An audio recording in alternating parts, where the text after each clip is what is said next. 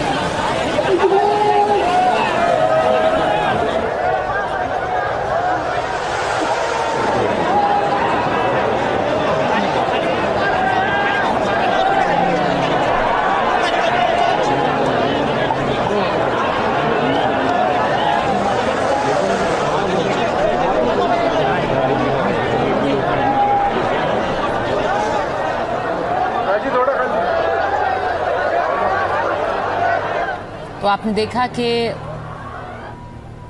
जो राजकीय सम्मान है वो अजीत पवार की इस अंतिम घड़ी में उन्हें दिया गया और अब मुखाग्नि दी जा रही। मंत्रोच्चार के बीच अजीत दादा पवार हमेशा के लिए पंचतत्व में विलीन होंगे। मुखाग्नि देने की प्रक्रिया शुरू हो गई है और ये बहुत ही मुश्किल घड़ी होती है, मुश्किल समय है।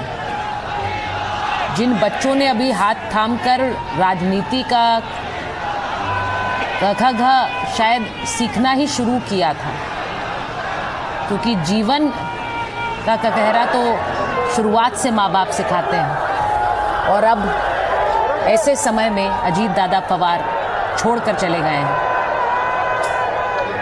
बड़ा मुश्किल समय है ये परिवार के लिए, उनके समर्थकों के लिए। जब तक आप इस खबर को समझ पाते हैं, आप समझ पाते हैं कि एक ऐसी दुर्घटना घट चुकी है, कोई हमारे बीच नहीं रहा है और फिर कुछ ही क्षणों बाद उसे मुखाग्नि देनी पड़ती है। ये एक तरह से आपको पुनः याद दिलाता है कि जिस व्यक्ति के साथ आप कल तक बात कर रहे थे वो अब नहीं है। परिवार के लिए बहुत मुश्किल क्षण होते हैं। अजीत दादा पवार वो नाम जो बारामती के लिए एक तरह से पिता तुल्य रहा। शरद पवार के बाद कोई एक ऐसी शख्सियत जिसने बारामती को एक तरह से सहारा भी दिया, अपना भी माना और परिवार भी बनाया। और यही वजह है कि वहाँ इतने सारी भीड़ आपको नज़र आती है। मुखाग्नि दी जा रही है और ये तस्वीरें, जैसा मैंने पहले कहा, कि लोग देख पाएँ, दादा के अंतिम दर्शन कर पाएँ, इसके लिए वहाँ व्यवस्थाएं भी इस तरह से की गई हैं, क्योंकि हर कोई नहीं उस तरह से करीब से देख पाएगा इन क्षणों को, इसलिए वहाँ पर स्क्रीन्स लगाए गए हैं। कोई देखना नहीं चाहता है इस तस्वीर को, लेकिन हकीकत ये है कि ये घटित हो रहा है और वहाँ पर जो समर्थक हैं उन्हें इस बात को समझना होगा कि अब दादा उनके बीच नहीं है। यहाँ से कई नए अध्याय शुरू होंगे विकास, एक व्यक्तिगत भी होगा परिवार के लिए, एक राजनीतिक होगा, एक उस जनता के लिए भी एक नया अध्याय शुरू होगा जहाँ उन्हें अजीत दादा पवार के बिना बारामती की राजनीति को समझना होगा। उसकी जगह कौन लेगा ये भी समय के साथ पता चलेगा, लेकिन इस तस्वीर के साथ कई अध्याय अब शुरू होंगे। ये सिर्फ अंत नहीं है, ये एक शुरुआत है और ये महाराष्ट्र की राजनीति के लिए भी, परिवार के लिए भी और वहाँ की जनता के लिए भी एक शुरुआत है। कि बिल्कुल राजनीतिक दल के तौर पर कल 8:45 पर धुरी बदल गई। एनसीपी अजित पवार की राजनीतिक पार्टी की अब धुरी कौन होगा, परिवार की धुरी कौन होगा। पूरा परिवार एक व्यक्ति के आसपास होता है, पूरा राजनीतिक परिवार, पॉलिटिकल पार्टी उसके आसपास होती है। अब उस धुरी को तय करना है तो एक नए अध्याय की शुरुआत होगी, जो बात आप सुचारिता कह रही हैं। परिवार को भी के लिए भी एक बड़ा सवाल है कि अब कौन नेतृत्व संभालेगा, कौन परिवार को आगे लेके चलेगा, राजनीतिक दल को लेके कौन आगे चलेगा, और समर्थकों के बीच भी एक उहापोह है कि अब वो किसकी तरफ देख रहे हैं। और जो आवाज़ इको आ रहा है ज़मीन से, वो उसमें पार्थ का नाम ज़्यादा लोग ले रहे हैं, सुप्रिया सुले का भी नाम ले रहे हैं, लेकिन पार्थ का इको ज़्यादा है। और देखिए ये अंतिम सलामी दी जा रही है, राजकीय सम्मान के साथ अंतिम संस्कार की घोषणा की थी राज्य सरकार ने, और ये फायरिंग करके अंतिम सलामी दी जाती है फोर्सेस की तरफ से।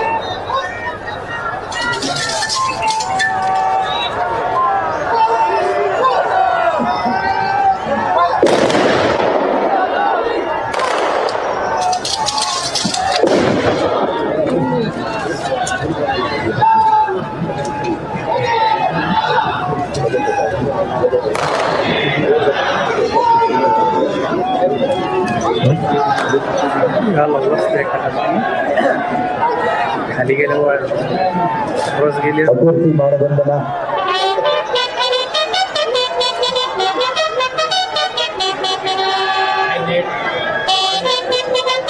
देखिए पिछले 3, 4, 5 घंटों से धैर्य के साथ जो लोग बैठे थे, अब देखिए वो उन्होंने अंतिम विदाई दे दी।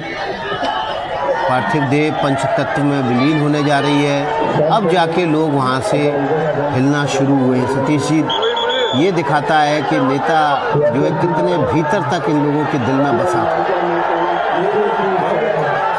आप देख सकते हैं इतना अनुशासन में लोग बैठे हुए हैं, क्योंकि ये आकस्मिक निधन है और आकस्मिक निधन में भी एक व्यग्रता होती है। लोग शांत, मतलब ये इतने अच्छे संस्कृति का, इतनी सभ्यता का, इतने अनुशासन का यहाँ पर मुजाहरा देखने को मिलता है। मैं इसको देख के बहुत प्रभावित हो रहा हूँ कि लोग बहुत अनुशासित हैं। ये अनुशासन में श्रद्धांजलि देना ये एक बड़ी बात है विकास। मैं बहुत दिल से ये बात कह रहा हूँ। बहुत जगह क्या होता है कि कोई नेता चले गए तो भीड़ बेकाबू हो रही है, व्यवस्थाएं भी अच्छी है, लेकिन सब लोग शांत बैठे हैं, बिल्कुल सन्नाटे में हैं। ऐसा लग रहा है कि उस नेता को याद कर रहे हैं और उसकी किए हुए कामों को वो एक तरह से वो भी श्रद्धांजलि दे रहे हैं कि भाई इस व्यक्ति ने इतना काम किया।